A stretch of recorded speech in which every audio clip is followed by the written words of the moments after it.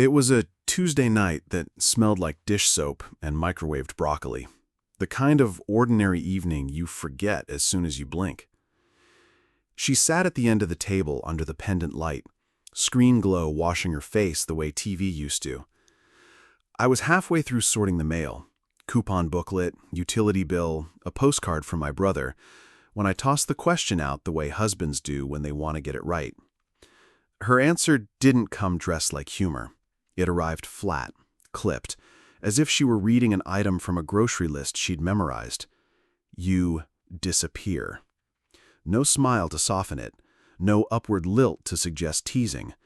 Just a tiny pull at the corner of her mouth afterward, a smirk that wasn't mischief so much as punctuation. Then the scrolling resumed.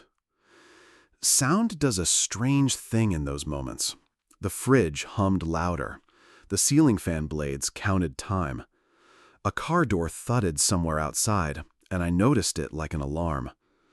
I put the mail down gently, the way you set down something fragile you're not sure is yours anymore. If you had walked past our window right then, you might have seen two people who looked fine. Married people ask each other about birthdays all the time. But I knew our house, and I knew the air had changed. Humor lives with eye contact. Cruelty doesn't need it. She didn't look up. For a beat, I tried to assemble other meanings. Maybe she meant she wanted a day to herself. Spa, silence, no obligations. Maybe she was quoting a meme I hadn't seen. Maybe she was overtired, or testing a line, or waiting for me to volley back with something clever so we could call it a bit and move on. But I have a simple barometer for truth. If my body hears it before my brain argues with it, it's real. My chest sank through my ribs as if someone had quietly pulled the floor out from under me. The feeling arrived before the excuses. That's how I knew. I rinsed the two plates and stacked them in the rack, each drip landing like a metronome for a song I didn't want to learn. She stood to refill her wine, brushed past me without touching my arm, and moved through our kitchen like an employee ending a shift. In the hallway mirror, I caught my own face, that stunned, open look you hope strangers never see. We'd always been a quiet couple. We didn't throw scenes. Our friends said we were steady, good for each other, boring in the best way. I used to take pride in that. Stability is a compliment until you realize it can also be the word people use when they mean invisible. I told myself not to push. If she had meant it as a joke, calling it out would turn the moment into a fight. If she had meant it as truth, calling it out would turn me into a man begging for better packaging on the same message. So I did the only thing I could live with. I gathered every clue in the room and put them on the shelf in my head where I keep bad weather warnings. Her phone pinged again, 3 quick notes stacked together. She smiled down at something I wasn't a part of and took the long way back to the couch, as if proximity might be contagious. I wiped the table, even though it didn't need it. I rinsed the sponge, even though it was clean.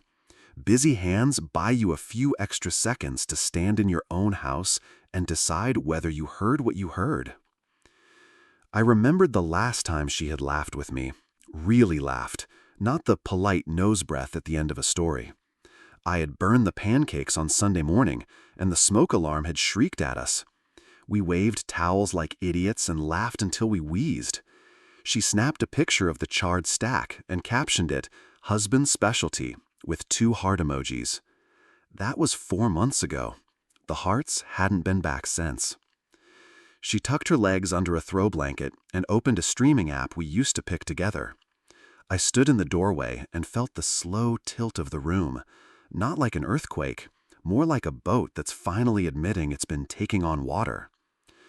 It's amazing how much you can understand about a relationship by the way a person looks at a screen instead of you. You disappear. The line kept reloading. I tried to imagine saying those words to anyone I loved in any context that wasn't meant to wound. I couldn't. The truth sits there, simple and plain. A wish isn't a slip of the tongue. You either want it or you don't say it. Later, when I lay on my side of the bed facing the window, the streetlight broke the blinds into pale stripes across the wall. I counted them like fence boards on a property I was losing. In the dark, the sentence sounded clearer than it had at the table. Sometimes you need quiet to hear the shape of a thing. It wasn't a joke. It was a request. A birthday list with one item. I didn't argue with it. Not out loud. Not yet. I just stored it carefully and let it begin the slow, cold work it came to do. Long before her birthday wish, the rot announced itself in smaller sentences that dressed like jokes. It started as playful ribbing in the early years, the kind of back and forth couples trade to show they know each other well enough. I used to throw my shoulders back and take it like a good sport. When she told friends I was a human spreadsheet because I liked to plan road trips down to the gas stops, everyone laughed, including me. Structure was my quirk. Her spontaneity balanced us. That's how the story went. Then the laughing shifted in pitch. The jokes landed sharper. She learned how to turn a room with a one-liner and discovered I made good material. I became the punchline that never aged. At dinners, she'd throw out little grenades and watch them bloom. I'd mention a project at work, and she'd cut in with a voice that pretended affection while smuggling in contempt. The sound you make when you smile with your teeth, not your eyes. Guests laughed reflexively, the way people do when they sense danger but don't want to take sides. I'd smile too, because disagreeing with a joke is the fastest way to be called sensitive. The room gave her light.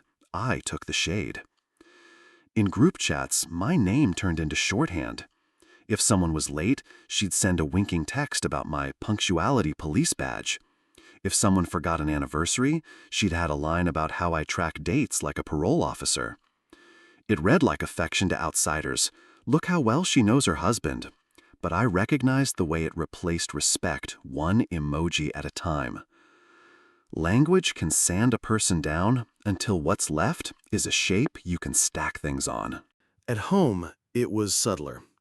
She found small ways to tell me I wasn't quite a man worth wanting. Not in the loud words people remember, in tiny edits to who I believed I was. If I fixed the leaky faucet, she would notice the water spots I hadn't wiped. If I bought groceries, she'd point out that I'd grabbed the wrong yogurt. If I dressed up for a work event, she'd adjust my tie with a sigh heavy enough to carry a message. Those weren't jokes, but they came from the same shelf. The line that finally taught me the shape of the pattern arrived at a friend's backyard barbecue, late afternoon sun turning paper plates translucent. I tried to tell a story about the time my brother and I got lost fishing as kids and ended up slogging through a marsh to find the road.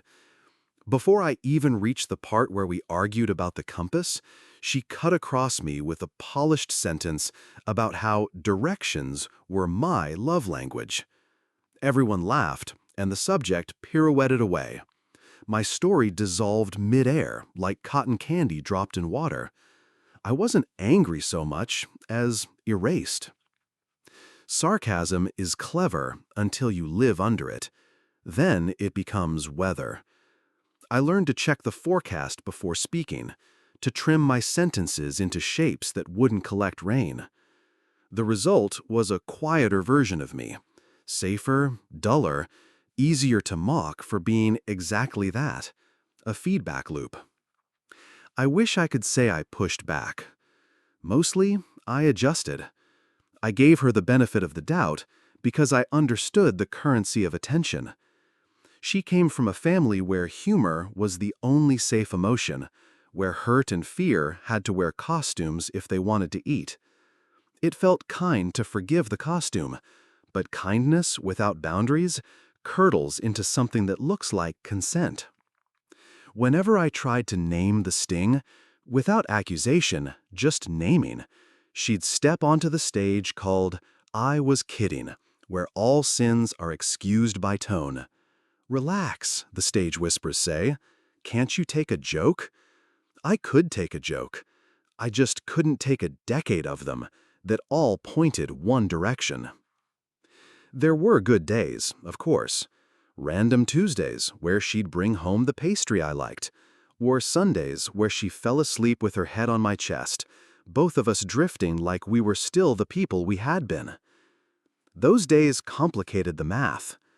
Love keeps a ledger, and it tends to overvalue sweetness, because sweetness is rare. It took me years to realize the interest on the sarcasm was eating us from the inside. I measured time by apologies that weren't. The "sorry you feel that way" variety. The "I was just trying to make people laugh" brand. The "everyone teases" genre. If I stayed quiet long enough after one of those, she'd soften and slide into my side on the couch, and I'd let the warmth convince me that laughter at my expense was a small price to pay for closeness. That's the other trick of sarcasm. It teaches you to accept affection as a reward for swallowing disrespect. Looking back, I can track the escalation like rings in a tree. Early ring, the harmless joke about my cooking at a New Year's party. Next ring, the joke about how I still Google simple things during a game night.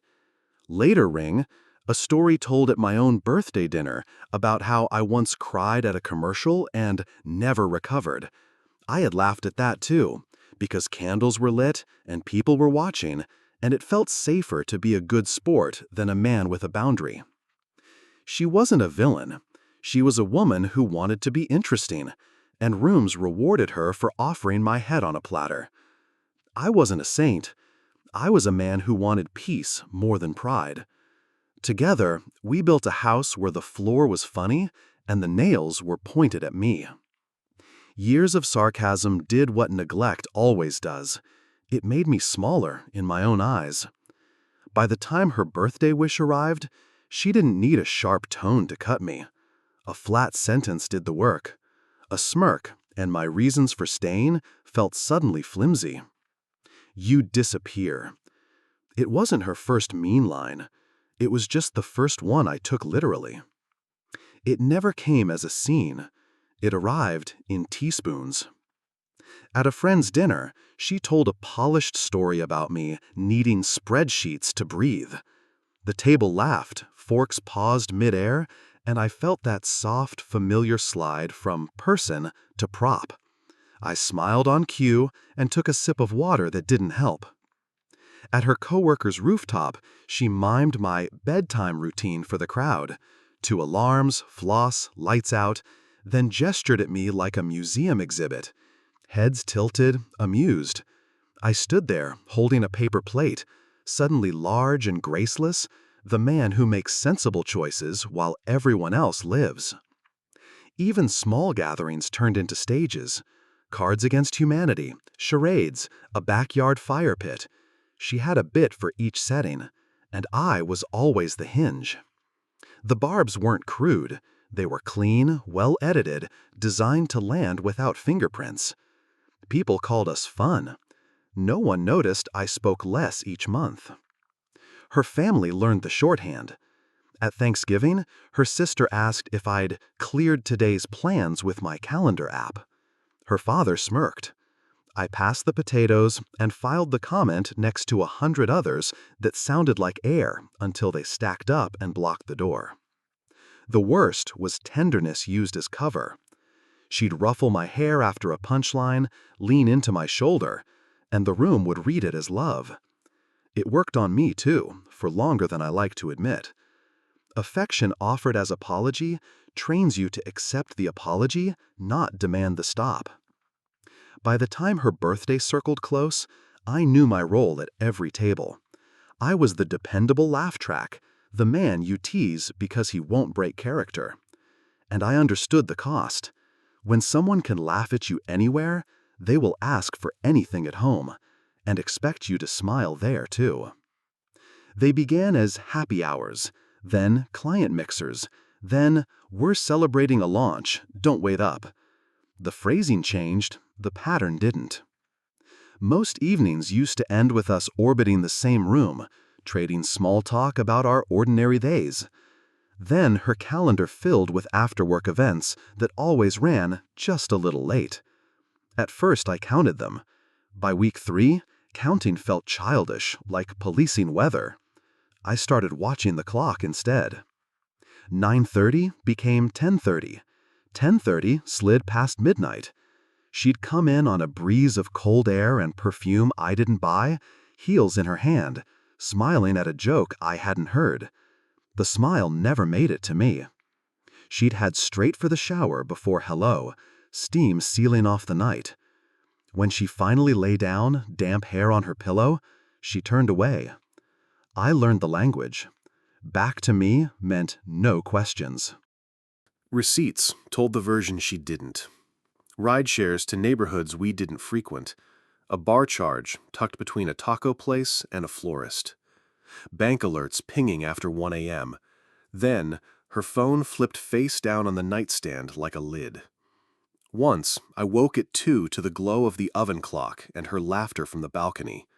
She spoke softly into the dark, the voice she used when she wanted to be chosen.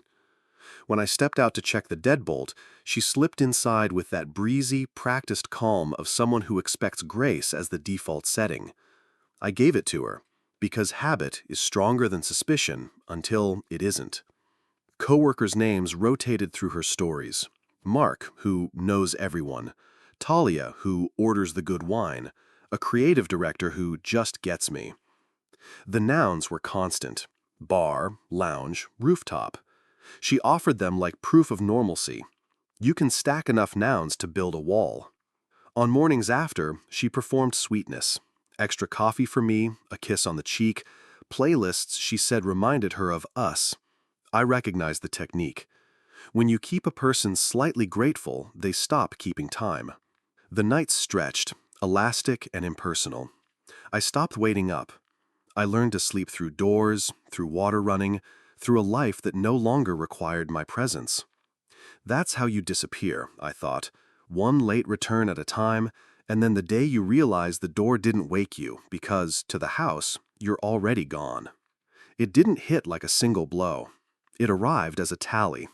In the kitchen, I set a mug by the coffee maker the way I always had, hers on the right, mine on the left. She walked past, poured into a travel cup, and left both mugs untouched. The next day, I switched their sides to see if she'd notice. She didn't. The third day, I stopped setting them out at all. Nothing changed but the counter. At the grocery store, I grabbed the pastry she used to claim as my weakness and set it in plain sight on the top shelf of the fridge. It fossilized over a week, outlasting milk and eggs, a tiny monument to a woman who no longer lived here, even when she was home. Photos told their own truth. Her feed filled with plates and city lights, coworkers shoulder to shoulder, glasses raised. When I did appear, it was in captions.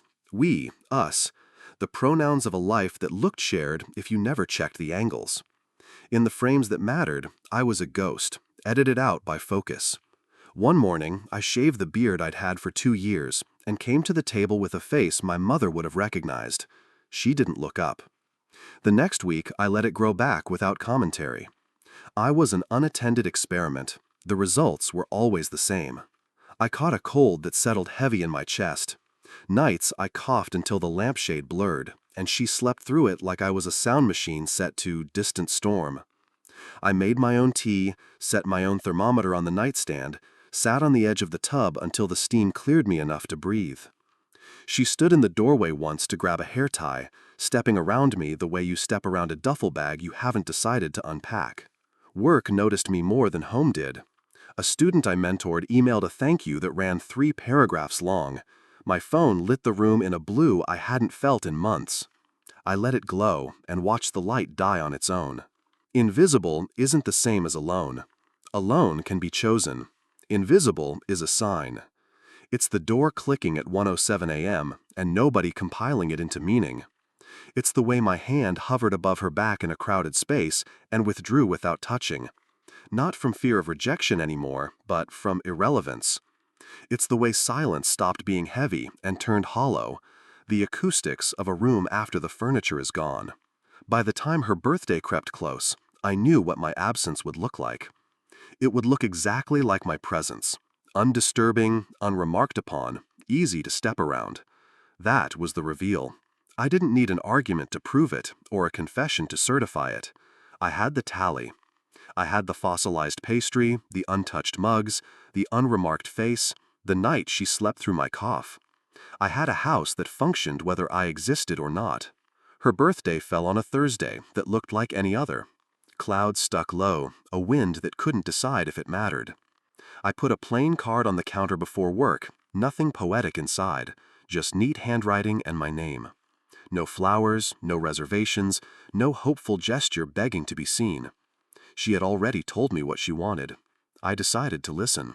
By mid-morning, the house filled with other people's enthusiasm. Messages chirped her phone into a constant buzz. Coworkers, the gym group, a handful of college friends who still used too many exclamation points. She stood at the island, back to me, laughing the way you laugh into a microphone. The card I'd left sat beside her coffee like an extra coaster. A courier arrived before noon with a small velvet box and a cream envelope addressed only to her first name. She opened both at the sink. I kept wiping the same corner of the counter, watching the reflection in the faucet. The necklace was delicate, a thin line of gold that knew exactly where to land on a throat. She smiled in a way I hadn't earned in years, and slid the note back into the envelope before I could read the slant of the writing.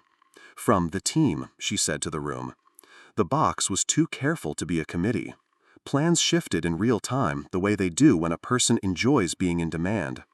A late lunch became early drinks turned into probably a late one. Outfits rotated across the bed like audition tapes. She tried 3 lipsticks, settled on the one she wears when she wants to be photographed. I ironed my own shirt for work the next day and hung it in a closet that no longer smelled like anything. By 5, she was dressed in the kind of effort that pretends it didn't take any. The necklace sat perfectly. She took mirror photos and tilted her head until the angle told a better story than we could. When she left, her perfume stayed a few seconds longer than she did. The door clicked with the quiet of a decision already made. I didn't wait up.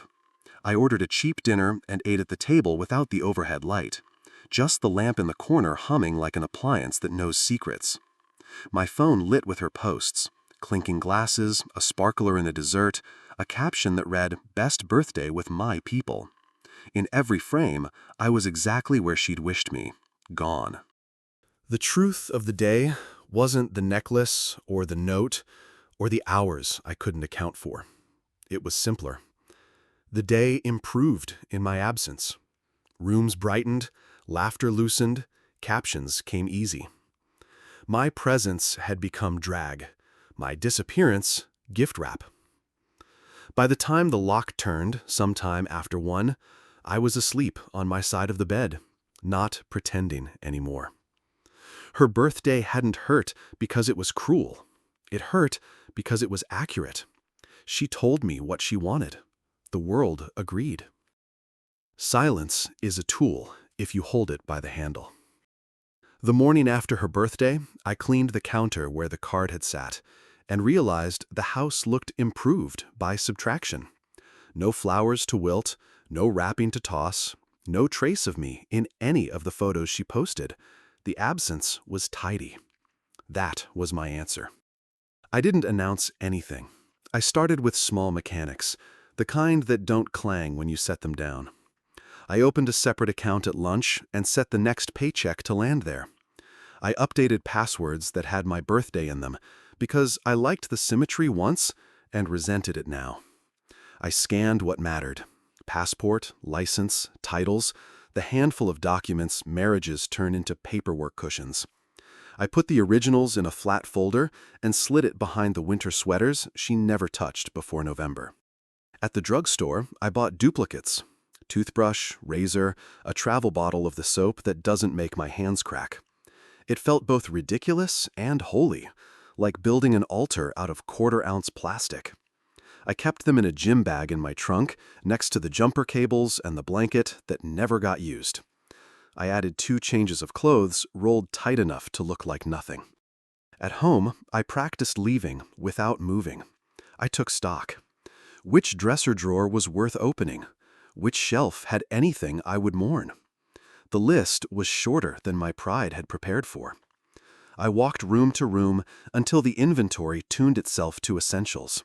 Laptop, a handful of books I'd underlined in the margins, the watch my father gave me when I turned 25. I put them in a mental box and closed the lid. I stopped trying to be seen. That part was easy. I'd been rehearsing for months. I let the house tell me when to speak. Logistics only. Yes, the bill was paid. No, I didn't need the car Thursday. The recycling would be out by nightfall. A person can disappear in plain sight long before they leave. Turn sideways and you're a line. I studied her calendar without snooping, just by paying attention to the rhythms she announced. There was a weekly class she never skipped, a standing catch-up that always ended late, a standing hair appointment every other Saturday. Exit windows. Not a trap, an opening. I didn't pick a date. I picked a condition. The next time absence would make the least noise. At work, I closed loops.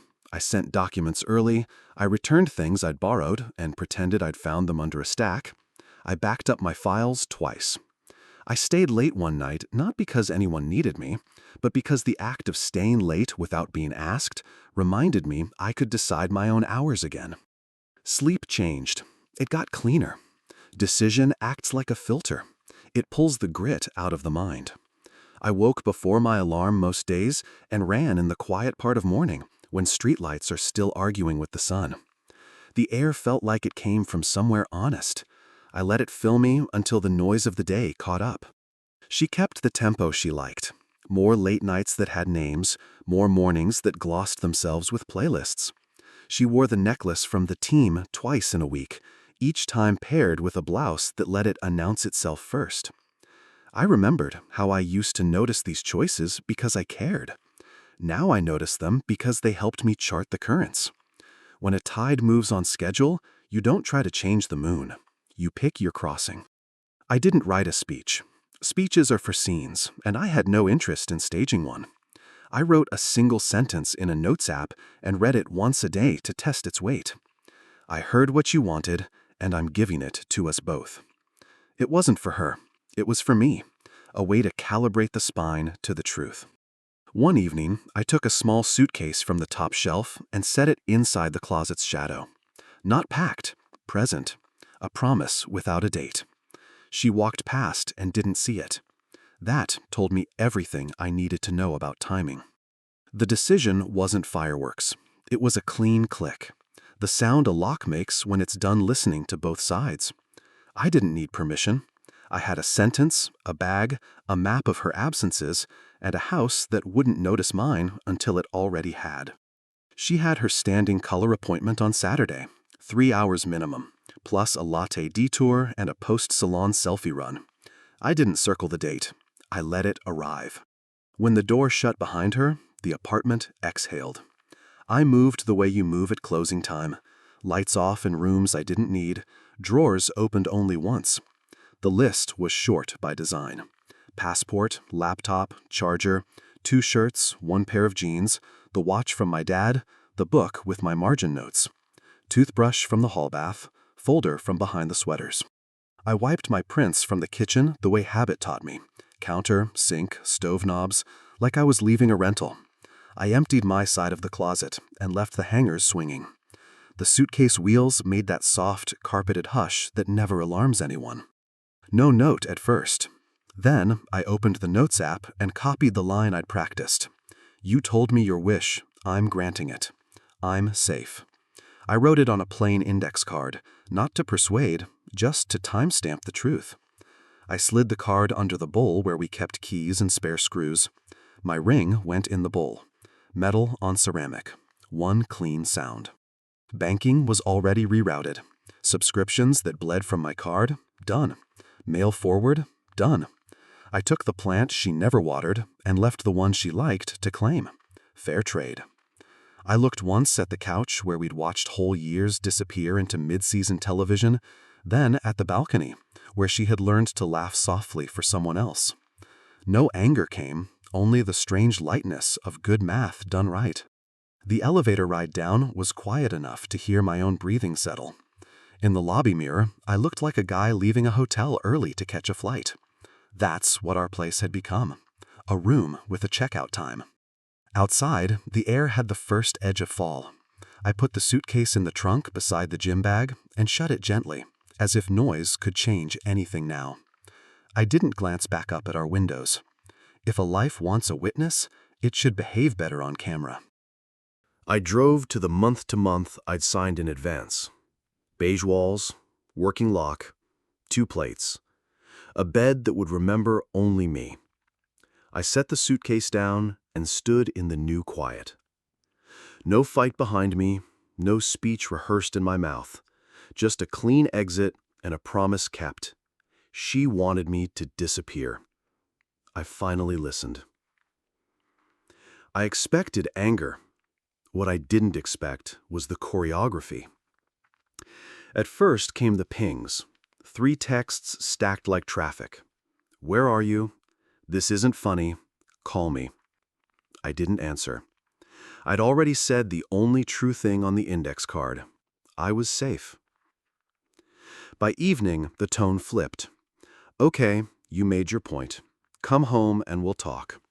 As if I'd taken a dramatic walk around the block and not stepped out of a life I'd been slowly erased from. I put my phone face down and unpacked a single mug. The new apartment made the right sounds. Air vent hum, neighbors' footsteps, a quiet that didn't judge. Day 2, she escalated to logistics dressed as concern. You forgot your charger. I hadn't. The building needs your parking plate. They didn't. We should present as united for my mom's dinner Saturday. There it was. Not, are you okay? Perform with me. I brewed coffee and watched steam lift like a small, private ceremony. By day 3, the script admitted itself. I didn't mean the birthday thing like that. It was a joke. You know me. I did. That was the problem.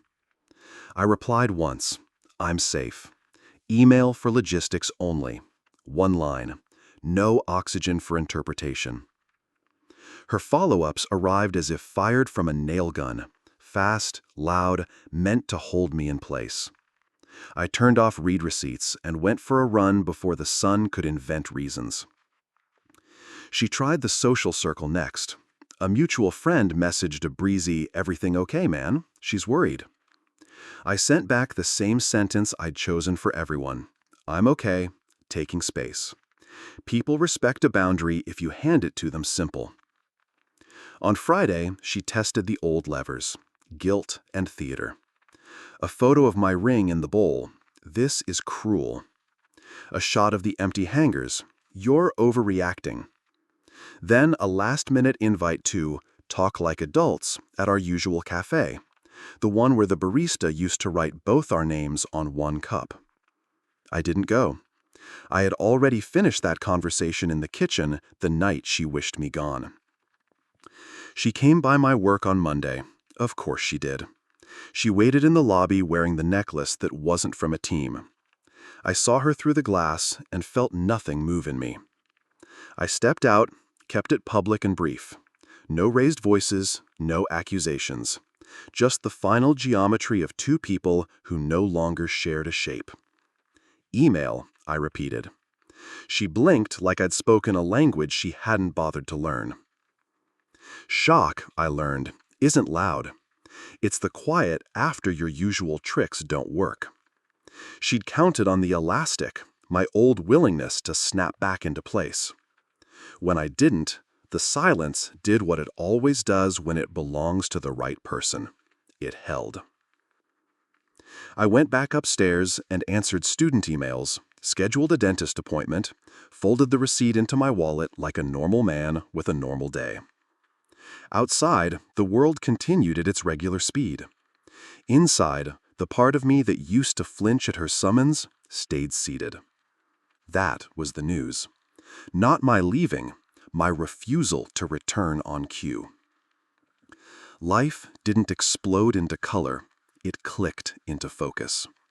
Mornings started early by choice, not avoidance. I ran before the city warmed up, the same route past the bakery that vents vanilla at 6:10, down to the river where the geese act like they own the path. My lungs learned a new rhythm. My head followed. The apartment taught me small freedoms. One mug in the rack stayed clean enough to be mine. I let dishes air dry without arranging them for a second pair of eyes. The bed held only my weight and remembered it. I slept through. When I woke, there was no audit waiting, only coffee that tasted like coffee, not compromise. Work felt steadier without the constant calculation of what waited at home. I answered student emails the day they arrived, not at midnight. I stayed after to help a kid rewrite a scholarship essay and realized I had room for patience again. The part of me that got smaller to fit someone else's stage started to stretch. I built a routine that had my fingerprint. Groceries looked like meals I actually ate. I cooked in silence and learned it was a friend, not a verdict. I read a book cover to cover without checking a phone I didn't owe anyone. On Wednesdays, I lifted at the community gym, with a handful of strangers whose names I didn't need to know to spot them safely. We nodded. That was enough. I fixed the small things that had waited on me, patched a pair of jeans, oiled a squeaky hinge, registered the car at the new address. Paperwork, but honest. I made a list titled Keep, and it had 6 items: passport, watch, 3 books, a photo of my brother and I knee-deep in a lake, the mug. That was it. It felt like truth, pared down to manageable weight. On weekends, I drove without a destination until a diner sign or a trailhead told me to stop. I sat at counters and learned the luxury of being a person who no one expects. I tipped well because the coffee kept coming. I let sunlight find my forearms and didn't rush it. I texted my brother first for the first time in months. We didn't talk about her. We replaced a garbage disposal at his place and called it quality time. On the way home, I realized being useful to people who don't minimize you is the closest thing to faith I've felt in years. The ring groove on my finger softened. My phone stopped treating her name like breaking news. The index card I'd left behind did its job. I didn't owe an encore. Logistics came by email and went back that way. No anger, no performance. Just boundaries that stood without needing guards. I didn't become a different man. I became the version I'd paused. The one who sets his own clocks, laughs alone in his car at a stupid podcast, buys a basil plant and keeps it alive. Freedom didn't arrive with fireworks. It arrived as an ordinary day that didn't ask me to disappear to make space for someone else. It didn't happen all at once. It arrived in stages, like weather breaking. First came the long email, the kind with paragraphs that tried on every register. Brave, wounded, nostalgic. She wrote about our early years as if memory could notarize the present. She said she hadn't meant the birthday line, that it was performative humor, that I knew how she gets when she's tired, when she's around that crowd, when she feels unseen. She attached photos like exhibits, smiling vacations, a blurry fireworks shot, a selfie of our foreheads touching in dim light from another apartment, another July. The subject line said us. The timestamp said after midnight. I read it in the morning with coffee and let the cup cool to room temperature before replying with 2 sentences. I had heard her wish. I was honoring it. Next came the voice messages. Breath first, then words. She didn't apologize so much as orbit the idea of it, the way people do when the plane circles but never lands. She said she missed my steadiness. She said the apartment felt wrong. She said she hadn't slept. I believed that part. Turbulence keeps you awake. A week later, she tried the front door of my new place. The knock you recognize even if you've never heard it there before. I didn't let the scene build. I stepped outside with my keys still in my hand and kept the frame behind me. Her face wore the after effects of strategy. Red rims, careful disarray, a necklace tucked away. She started a sentence with my name like it could sponsor the rest of the plea. I didn't let the words bloom. I told her email was the only road. I didn't say it to be cruel.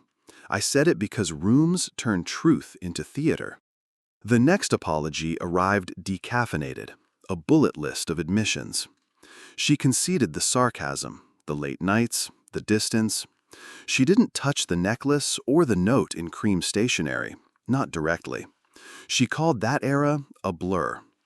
She wrote about stress and expectations and the way my predictability had made her feel safe and somehow trapped. She used the phrase "lost myself," which is a sentence that asks the listener to hold the map and feel grateful for the honor. She ended with a request for a conversation in a therapist's office, a neutral third party. I recognized that move. Neutrality deployed as leverage. I closed the email and went for a run until my legs matched my lungs. On a Tuesday, a package showed up at my door with no return name, just her handwriting. Inside, the watch box I'd given her to fix, the first time the clasp broke, and a card that said she'd had it repaired. The watch wasn't mine to receive. I slid the package unopened into the hall closet like a flare I had no use for. She moved on to mutuals. A text from her sister advising me not to throw away a marriage over a bad month. A call from her mother, who was always spoken like a closing argument. A friend we'd once traveled with, suddenly full of guidance about seasons and forgiveness and how everyone has a version of this.